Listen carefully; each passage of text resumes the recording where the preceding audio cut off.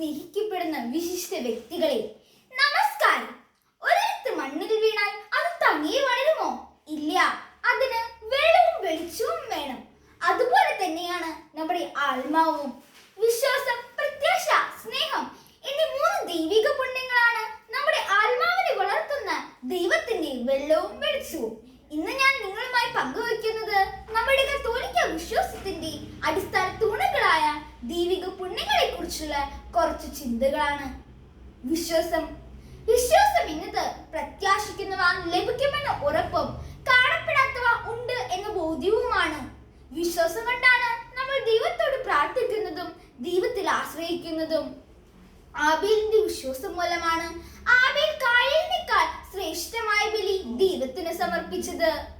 നോഹയുടെ വിശ്വാസം മൂലമാണ് ദൈവം മുന്നറിയിപ്പ് കൊടുത്തപ്പോൾ വീട്ടുകാരുടെ രക്ഷയ്ക്ക് വേണ്ടി ഭയഭക്തിയോടെ പെട്ടകം നിർമ്മിച്ചത്. അബ്രാഹത്തിന്റെ വിശ്വാസം മൂലമാണ് ദൈവം പരീക്ഷിച്ചപ്പോൾ തന്റെ സ്വന്തം പുത്രനായ ഇസ്ഹാക്കിനെ ബലിയർപ്പിക്കാൻ തയ്യാറായത്. വിശ്വാസം എവിടെ ഉപയോഗിക്കാം എന്ന് ചിന്തിക്കുകയാണെങ്കിൽ, കഷ്ടപ്പാടുകൾക്കിടയിലും ദൈവം എന്നെ കൈവിടുകയില്ല എന്ന് മനസ്സിൽ ഉറച്ചു വിശ്വസിക്കുക. പ്രാർത്ഥനയ്ക്ക് ഉത്തരം വൈകുമ്പോൾ ദൈവം കേൾക്കുന്നു എന്ന് വിശ്വസിക്കുക. കുരിശിലെ യേശുവിൽ രക്ഷാകരമായ ഒരു ശക്തിയുണ്ടെന്ന് മനസ്സിൽ ഉറച്ചു വിശ്വസിക്കുക. വിശുദ്ധ പൗലോസ് ഹെബ്രായർക്ക് എഴുതിയ ലേഖനം 11-ാം അധ്യായം 6-ാം വാക്യം നമ്മെ ഓർമ്മിപ്പിക്കുന്നു: വിശ്വാസമില്ലാതെ ദൈവത്തെ പ്രസാദിപ്പിക്കുക സാധ്യമല്ല.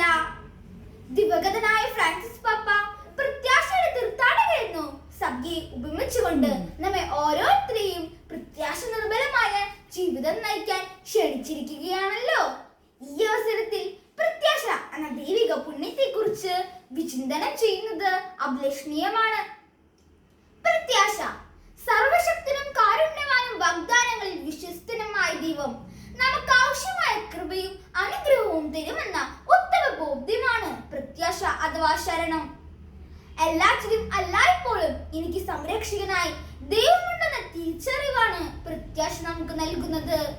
ദൈവത്തിൽ പ്രത്യാശ വയ്ക്കുന്നവർക്ക് കാലതാമസമുണ്ടാകാം, കഷ്ടതകളും. പക്ഷേ റോമ 5-ാം അധ്യായം 5-ാം വാക്യം നമ്മെ ഓർമ്മിപ്പിക്കുന്നു: ദൈവം നമ്മെ നിരാശയിൽ വിടുകയില്ല. നിരാശ പ്രത്യാശയ്ക്കെതിരായ പാപമാണ്. വിശ്വാസത്തെക്കാളും പ്രത്യാശയെക്കാളും ഏറ്റവും വലുതും പ്രധാനപ്പെട്ടതുമായ മറ്റൊരു ദൈവിക പുണ്യമാണ് സ്നേഹം. 1 യോഹന്നാൻ 4-ാം അധ്യായം 8-ാം വാക്യം നമ്മെ ഓർമ്മിപ്പിക്കുന്നു: സ്നേഹിക്കാത്തവൻ ദൈവത്തെ അറിഞ്ഞിട്ടില്ല, കാരണം ദൈവം സ്നേഹമാണ്.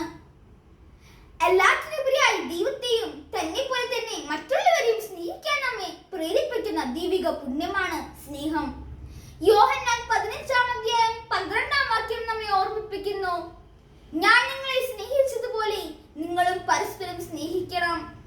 1 കൊരിന്ത്യർ 13-ൽ എല്ലാറ്റിന്റെയും അടിസ്ഥാനം സ്നേഹമാണ് എന്നും പറഞ്ഞു വെക്കുന്നു. സ്നേഹമുള്ള സഹോദരങ്ങളെ, ഇന്ന് നാം ജീവിക്കുന്ന ലോകം നിരാശകളാൽ നിറഞ്ഞിരിക്കുന്നു. രോഗം, ദാരിദ്ര്യം, കുടുംബ ബന്ധങ്ങളുടെ തകർച്ച, സമാധാനമില്ലായ്മ, ഭയങ്ങളും സംശയങ്ങളും.